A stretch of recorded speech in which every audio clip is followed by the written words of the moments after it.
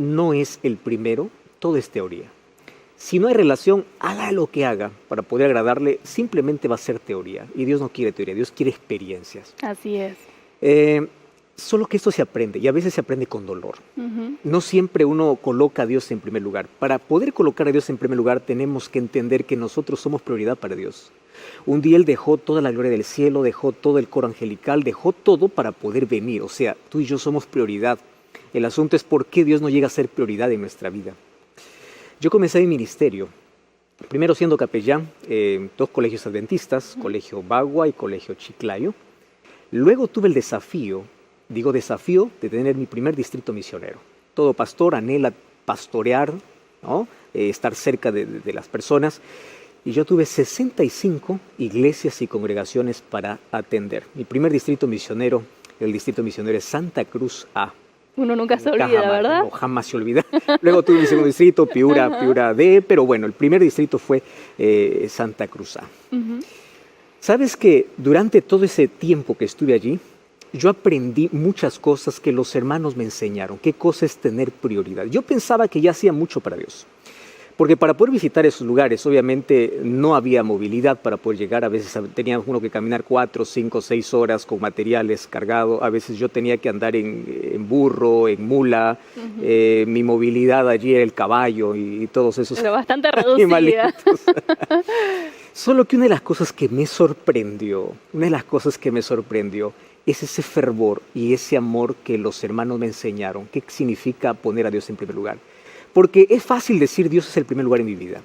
Mas, ¿qué hacemos cuando tenemos que elegir entre dos cosas? Entre algo que para mí es necesario y la obra de Dios. Un día, unos hermanitos llegaron y me dijeron, pastor, queremos hacer una conferencia en tal lugar. Yo le dije, está bien, yo todo mi apoyo, vamos, avanzamos, todo eso. Solo que yo nunca imaginé todo lo que vivirían ellos para poder realizar esa semana de evangelismo. ¿Qué sucedió? Estaban justamente en tiempo de siembra. Era el tiempo, el momento adecuado. Ellos postergaron la actividad que iban a hacer, con el cual ellos sobrevivían, para poder realizar esa semana. ¿Y sabes qué cosa es lo que me llenó de tanto amor el corazón? Esa gente, para poder realizar esa campaña de evangelismo, caminó 4 horas cargando un motor entre 4 personas. ¿Un motor para qué? Para poder iluminar el lugar porque no había luz eléctrica. Ah, claro. Y con motor se iluminaba. 4 horas al hombro. Qué sacrificio, pastor. Y en la noche, con lluvia torrencial, así con focos, esos focos con pilas, Sí. ellos venían de diferentes lugares caminando 1, 2 horas para poder traer a las personas para que ellos puedan escuchar el amor de Jesús. Ahí yo entendí una cosa. Una cosa es decir, Dios es el primero en todo, Dios está encima de todo. Pero cuando yo voy a mis verdaderas prioridades, ¿cuánto pesa mi amor hacia Él? Entonces ahí yo al ver tanta sencillez, tanta humildad, tanto fervor para poder colocar a Dios en primer lugar, inclusive de sus actividades que tenían que ver con la alimentación, con el sustento Con su día a día, diario, ¿verdad? con su día a día. Y el sacrificio, a pesar de las dificultades, yo dije, esto es amor. O sea, colocar a Dios en primer lugar no es decir, hoy no llueve, entonces, hoy llueve, entonces yo no voy, yo aquí nada más. Eso no es colocar a Dios en primer lugar. No es colocar más allá de nuestro esfuerzo, no es palabra, tiene que ser experiencia. Y yo puedo contar muchas experiencias donde yo aprendí allí que colocar a Dios en primer lugar tiene que ver con acciones.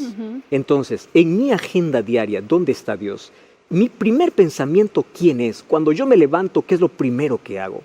¿Y por qué debo entender esto? Porque yo soy prioridad para Dios. Y cuando tú entiendes que eres prioridad para Dios, la pregunta es, ¿cómo nosotros tendremos el coraje de colocarlo en el último lugar de nuestra agenda? Así es, pastor. Y como usted recién mencionaba, ¿verdad? Tiene muchas experiencias y en la Biblia también encontramos muchas experiencias, así que seguramente que en el mensaje de hoy estaremos con algo de eso, ¿verdad? Lo sublime de este amor Así es, que Dios pastor. tiene para nosotros. Muchas gracias. Gracias, Belani. Gracias a ti. Gracias por estar allí, conectado, sintonizando este programa. Tú que estás ahí en la radio, estás escuchando, estás allí en la TV, estás en las redes sociales. Qué bueno es que podamos tener este encuentro.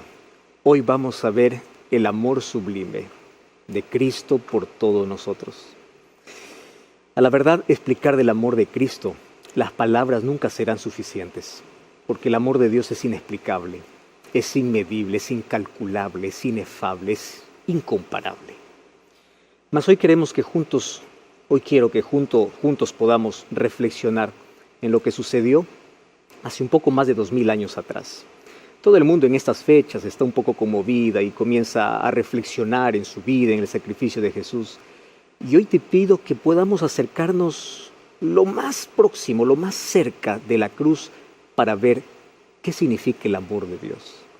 Vamos al libro de San Mateo capítulo 27, versículo 45 hasta el versículo 56. Yo quiero que tú puedas tomar tu Biblia y si no, puedas prestar mucha atención a lo que dice el texto bíblico.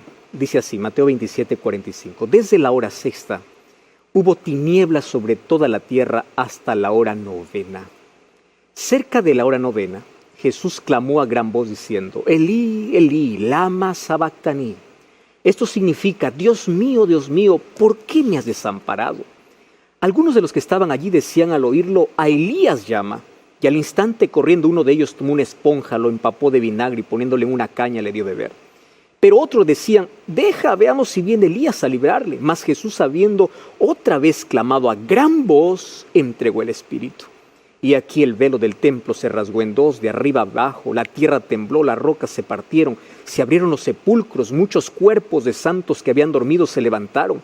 Saliendo de los sepulcros, después de la resurrección, vinieron a la ciudad santa y aparecieron a muchos. El centurión y los que estaban con él, guardando a Jesús, visto el terremoto y las cosas que habían sido hechas, temieron en gran manera y dijeron, verdaderamente este era el Hijo de Dios. Y estaban allí muchas mujeres mirando de lejos, las cuales habían seguido a Jesús desde Galilea sirviéndole. Entre ellas estaba María Magdalena, María la madre de Jacobo y de José, y la madre de los hijos de Zebedeo. Tantos detalles hay en esta historia. Yo quiero que tú me puedas acompañar. Mira, al leer estos versículos, nuestra mente obviamente viaja en el tiempo y vamos hacia atrás para poder imaginar exactamente todo lo que sucedió allí. Al contemplar lo que sucedió ese día, es posible que nuestro corazón se emocione y comience a latir más rápido. Inclusive nos podamos volver más sensibles al dolor y a la desesperación. ¿Sabes que ver morir a alguien es una de las cosas más traumáticas de la vida? ¿Ya viviste eso en carne propia? Como pastor ya estuve muchas veces con personas que están dando su último suspiro. Ya vi morir a tantas personas, algunos llenos de ansiedad, de miedo, otros gritando de dolor, otros también descansaban en paz. ¡Qué tranquilidad! Pero sabes que en todos los casos es difícil aceptar el final de la vida. Y en el caso de Cristo, pues fíjate, Cristo no estaba enfermo. Él no se arriesgó a realizar actividades ilegales. Ahora, Él estaba allí en la cruz. Y el solo estar en la cruz demuestra que la maldad del ser humano es tan grande al punto de condenar al único ser íntegro y puro que jamás existió en la historia humana. Y allí viene una pregunta. ¿Por qué es que la crucifixión que sucedió hace más de 2000 años es el hito más influyente en la religión, en la política, en la historia y en la filosofía? Lo que sucede es que en la cruz vemos al Todopoderoso, al Creador del cielo y de la tierra. ¿Cómo lo vemos? Sediento, herido, respirando con dificultad. Su apariencia está totalmente desfigurada. Entonces, ¿cómo podríamos hacer esto con el Creador del universo, con aquel que tanto nos ama? Digo, ¿cómo nos atreveríamos? Porque fue nuestro pecado que lo llevó a la cruz. Yo quiero que juntos podamos analizar aquí la narración de la cruz. Y quiero que juntos podamos ver aquí como si estuviera en un campo de batalla, una lucha dinámica entre Dios y su adversario. Esta es una lucha entre Dios y el diablo, entre la luz y la oscuridad, entre el pecado y la gracia. Y para estudiar esto, pues necesitamos ampliar un poco el contexto y analizar los versículos anteriores al cual nosotros hemos leído. Nosotros tendríamos que leer en sí a partir del versículo 32 hasta el versículo 45, porque hay muchos detalles en Mateo capítulo 27, versículo 32 al 45, muchos detalles que nos van a ayudar a entender el contexto general. ¿Y qué cosa presenta en los versículos anteriores? Bueno, presenta el avance de la maldad, del pecado, de Satanás contra Cristo. Aparece Satanás dando golpes terribles que abren heridas a Cristo. Y Satanás es cruel. Sabes que Satanás usó todos los medios necesarios para debilitar a Cristo. Y básicamente encontramos aquí 4 tipos de intimidación que la cruz provocó en Jesús. Vamos a analizar esos 4 tipos, esos 4 golpes con el cual Satanás pensó derrotar a Cristo. La primera acción puede entenderse como un golpe emocional. Sabes que en el versículo 33 dice que Jesús fue llevado a un lugar llamado la Calavera. Algunos piensan que el nombre de esta montaña era así porque a la verdad la montaña parece a un cráneo de un esqueleto. Y es allí donde Jesús fue llevado. Ahora, quiero que entiendan lo primero. El Calvario era un lugar de terror. Allí se podían ver trozos de cuerpo en descomposición por todas partes, ya que los muertos que allí eran crucificados no eran enterrados. O sea, llegar allí era como entrar a un escenario de guerra.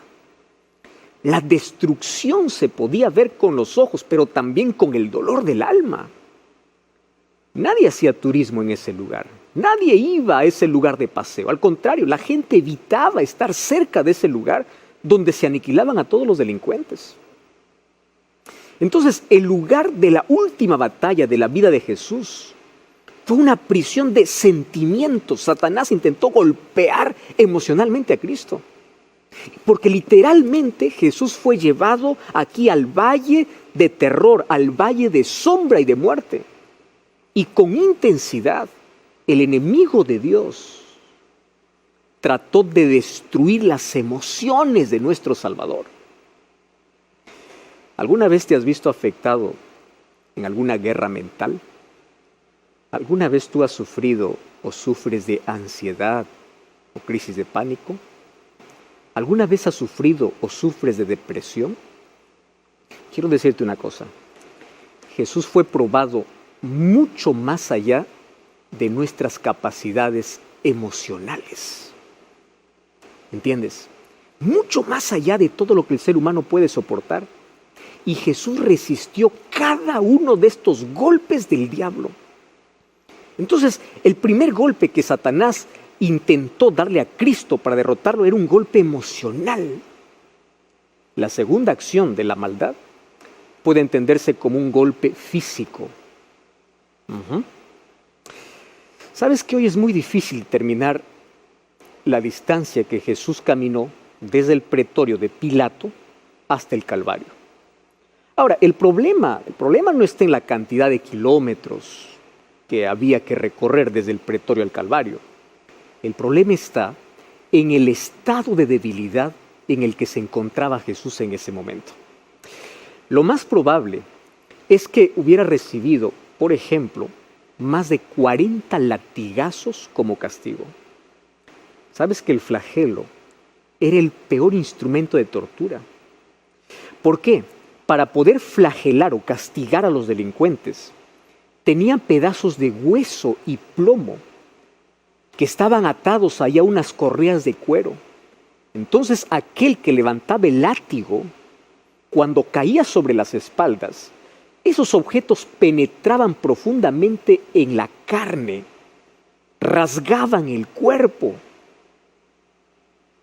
Hay datos incluso que muchos morían solamente con golpes. El vientre se abría y Jesús fue golpeado así, arrancando pedazos de su carne. Además de este castigo terrible, recuerda que Jesús también había sido golpeado en la cabeza con una caña. Y eso le dejó con el rostro totalmente desfigurado. También recuerda que le habían colocado una corona de espinas gruesas allí en su cabeza que le atravesó el cuero cabelludo.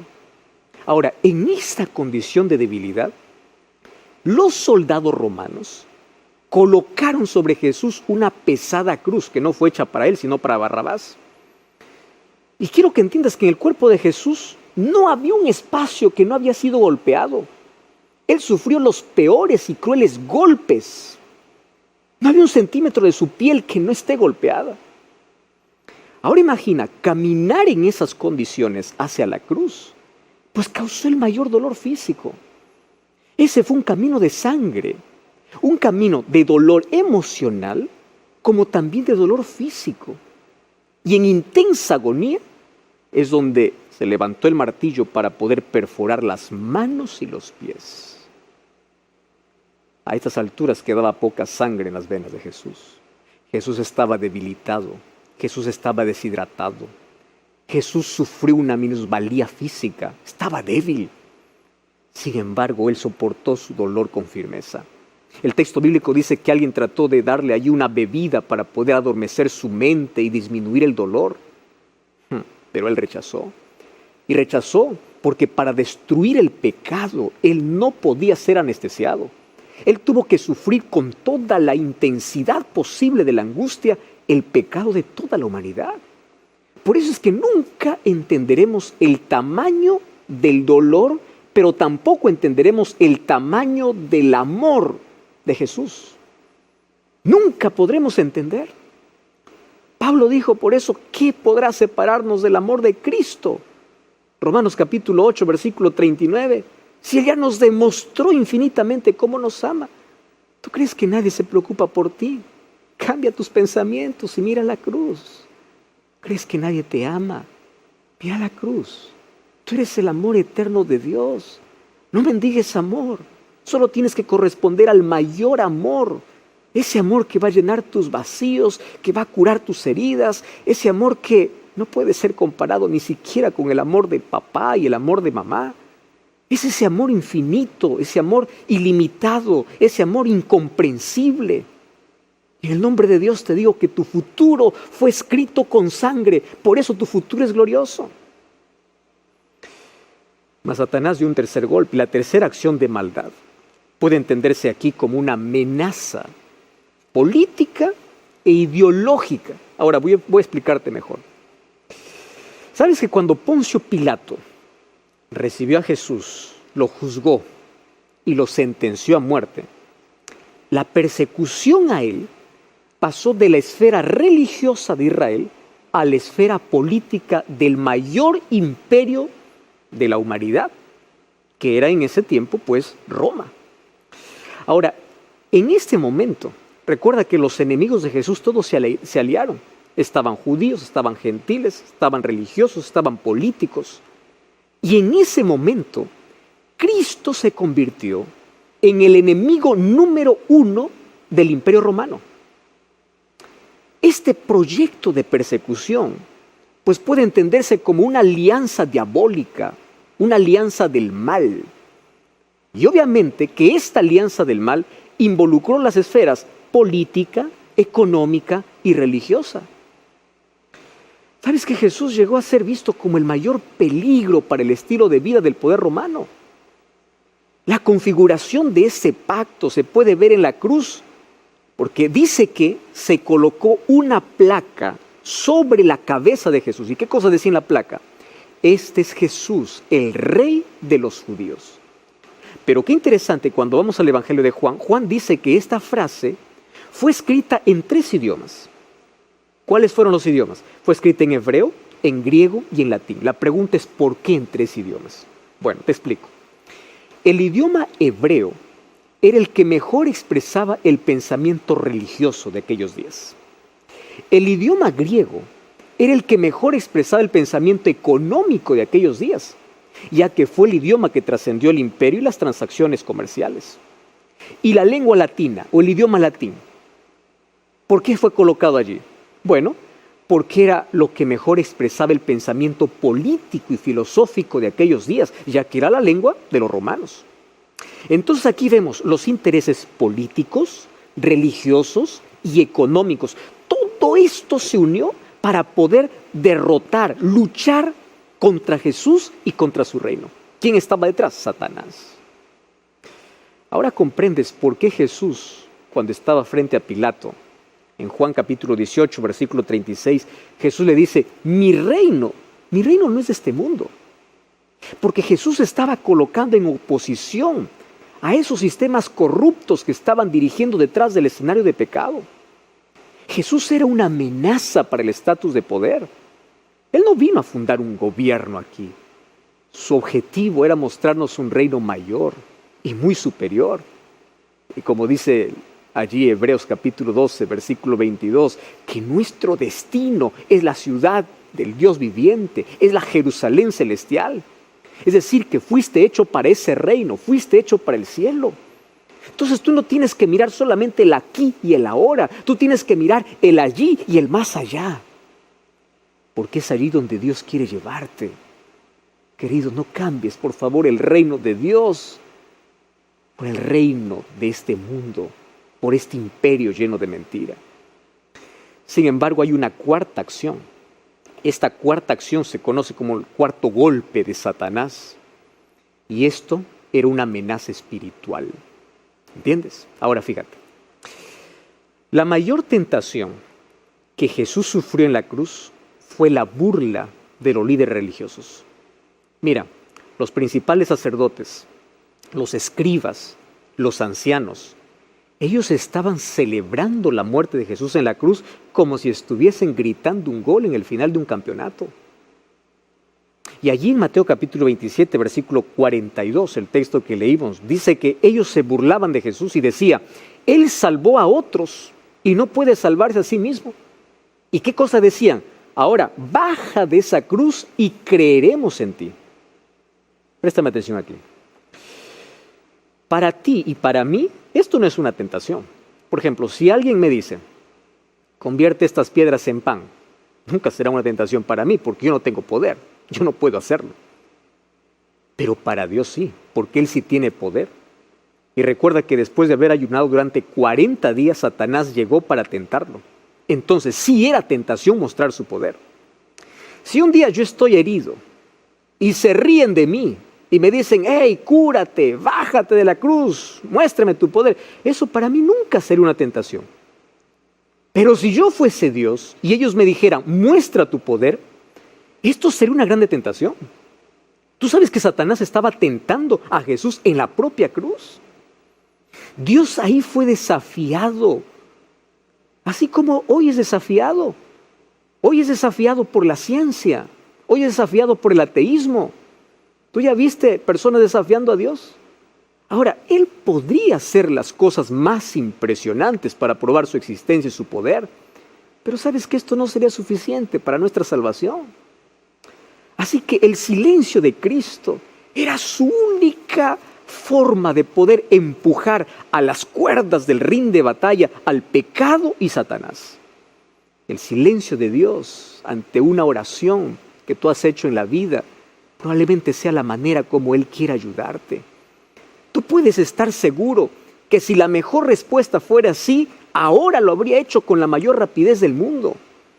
El problema es que a veces ni siquiera sabemos pedir correctamente y Dios tiene tanta paciencia y nos dice no o espera. Y es aquí donde llegamos en el contexto de la lectura que nosotros leímos al comienzo de este mensaje. Ahora, aquí quiero que prestes mayor atención aún. Hasta aquí, aparentemente Jesús está perdiendo la batalla. Imagínate que está en conflicto, Satanás y Jesús. Hasta aquí Jesús es golpeado emocionalmente, físicamente, políticamente, espiritualmente, como que Satanás está golpeando tanto a Jesús y Jesús está perdiendo. Pero allí, a los ojos de Satanás, Jesús no tenía ni tiempo ni recursos para cambiar la historia. Satanás parecía que está a punto de gritar la victoria. Pero aquí es donde comienza el paisaje a cambiar.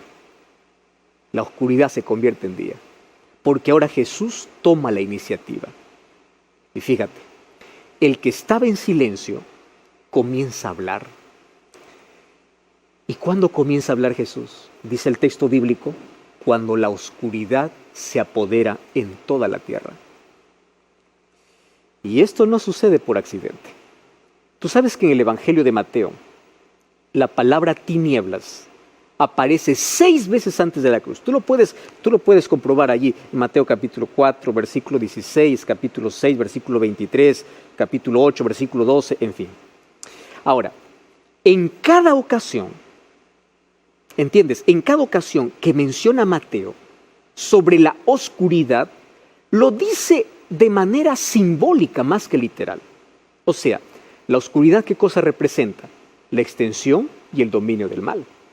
¿Correcto? Entonces, cuando Mateo dice que la oscuridad está literalmente tomando el control, la impresión que uno tiene es que la batalla está perdida. Porque el mal está intentando esconder el bien y Jesús sigue en silencio. Pero el significado es exactamente lo contrario. Porque la Biblia dice en varios lugares que Dios habita en medio de las tinieblas para traer luz. Tú puedes encontrar varios textos bíblicos, como Éxodo capítulo 19, Primera de Reyes capítulo 8, versículo 12, Salmo 97, 2. Vas a encontrar cómo Dios rompe las tinieblas. Ahora, aquí viene lo interesante. Cuando Satanás parecía triunfar, Dios estaba presente en el Calvario. Porque la oscuridad muestra al Padre apareciendo en la escena. Y esta imagen es muy significativa. Porque las tinieblas, ¿recuerdas tú que fueron la penúltima plaga que cayó sobre Egipto antes de la muerte del Cordero Pascual? ¿Recuerdas? Dice que en Egipto hubo 3 días de oscuridad. Eso está en Éxodo capítulo 10, versículo 21. Y en la cruz no hubo 3 días, en la cruz hubo 3 horas. Y es interesante notar que en la Biblia encontramos que el día del Señor o el día de juicio es descrito por los profetas como día de tinieblas.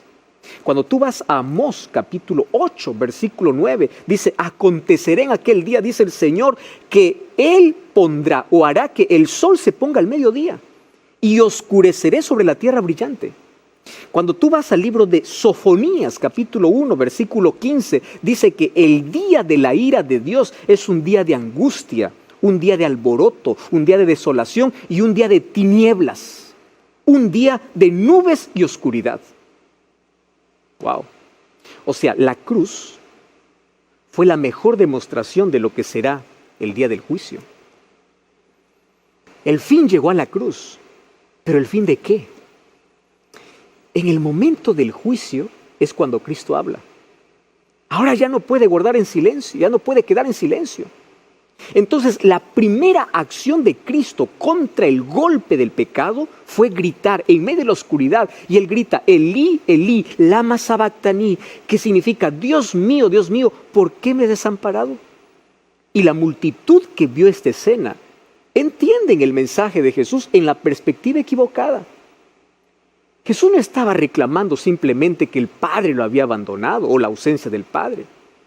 Él se está refiriendo a una profecía mesiánica que aparece en Salmos capítulo 22. Y en Salmos capítulo 22 ya encontramos las palabras que Jesús iba a decir. Dios mío, ¿por qué me has desamparado? Aquí indica el sufrimiento y la victoria del Mesías.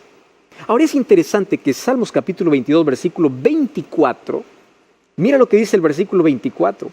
Porque no menospreció ni abominó la aflicción del afligido, ni de él escondió su rostro, sino que cuando él clamó, le oyó. ¿Quién le oyó? El Padre.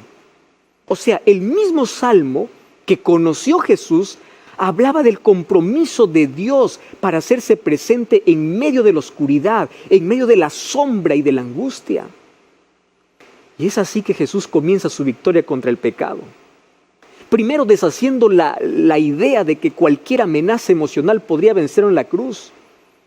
En esta guerra mental, Jesús usó las Escrituras como su referencia frente a los miedos, a las sombras, a la incertidumbre por el abandono del Padre. Yo quiero decirte que el mejor remedio para entender que el pecado no puede colocar sombras en tu mente es acudir a la luz de las Escrituras. Jesús siempre hacía esto. ¿Cuánto tiempo tú pasas con la palabra de Dios todos los días? La Biblia es un remedio para ti que sufres de ansiedad, porque las promesas bíblicas pueden traer paz. A través de la Biblia vas a comprender que Dios tiene el poder de vaciar tus dudas, tus temores. La promesa de Jesús es: venid a mí todos los que estáis trabajados y cargados, que yo os haré descansar. Ahora, Jesús derrotó entonces aquel dolor emocional confiando en las promesas del Padre. La segunda victoria que hace Jesús contra la maldad del pecado y contra Satanás es que Jesús vuelve a clamar a grande voz. Y esta expresión, grande voz, es una expresión muy común en Apocalipsis. En Apocalipsis, cuando Jesús aparece glorificado a Juan en la isla de Patmos, la primera experiencia que tiene en este encuentro, dice Juan, es escuchar una gran voz detrás de él. Eso dice Apocalipsis 1:10. Me llama la atención esta expresión, porque esta gran voz muestra que Él tiene el dominio sobre el futuro de la historia. La mejor respuesta que Jesús pudo dar para el pecado ante las amenazas físicas, ante el dolor, ante los azotes que recibió, ante el golpe del enemigo, fue recordarles a todos ahí en la cruz que la próxima vez que Él levantaría la voz para gritar sería cuando aparecería como el Hijo del Hombre glorificado viniendo en las nubes de los cielos. Y de esta manera Jesús se proclamó victorioso sobre la tortura, sobre los castigos físicos del pecado, señalando su poder, su autoridad y su gloria. La voz de Cristo, a pesar de ser una voz mansa y humilde, quiero que sepas que es la voz que tiene poder. Cuando Él habla, las cosas suceden. Y cuando Él clamó a gran voz, Cristo determinó la destrucción eterna del pecado, de Satanás y de sus ángeles. Así que las consecuencias más visibles en el contexto del pecado, obviamente están relacionadas con las dificultades o con los problemas físicos. ¿Qué cosa trajo el pecado? Envejecimiento, enfermedades, deformidades. Y todo esto lo cargó Jesús cuando estaba en la cruz. Pero Él levantó la voz para decir: yo tengo la autoridad. Y al vencer a la muerte, Él estaba abriendo la posibilidad de que un día nosotros también podríamos llegar a ser glorificados. Por eso es que el apóstol Pablo habló de esta maravillosa promesa cuando vas a 1 Corintios 15, 52, 53. Como me encanta esa promesa cuando dice: en un momento, en un abrir y un cerrar de ojos, sonará la última trompeta. La trompeta sonará, los muertos resucitarán incorruptibles, o sea, perfectos, y todos nosotros seremos transformados. O sea, la gloria de Cristo será también nuestra gloria. Aquel Cristo de la cruz levanta la voz. Incluso aunque esté atado en un madero, Él proclama su poder. Porque dentro de poco tiempo escucharemos otra vez más el grito de victoria. Cuando se escuche de nuevo esa grande voz y los sepulcros se abran, resuciten los muertos que han descansado por fe en Cristo. Y el apóstol Pablo dice que también nosotros seremos transformados a imagen y semejanza de Dios. Entonces, si te preocupas demasiado por tu apariencia física, tienes algún problema, deformidad, mira la cruz. Ningún cirujano plástico podrá hacer la imagen de la gloria de Dios. Tu problema no se resuelve con una cirugía, tu problema se resuelve con la fe. Porque todos los problemas físicos desaparecerán en el día de la glorificación, cuando Jesús con fuerte voz nuevamente hable, y ese día se acerca. La tercera victoria que Jesús tiene contra Satanás, contra el pecado, es cuando Él dice: Padre, te entrego mi espíritu. Jesús había dicho en Juan capítulo 12, versículo 24, si el grano de trigo no cae en la tierra y muere,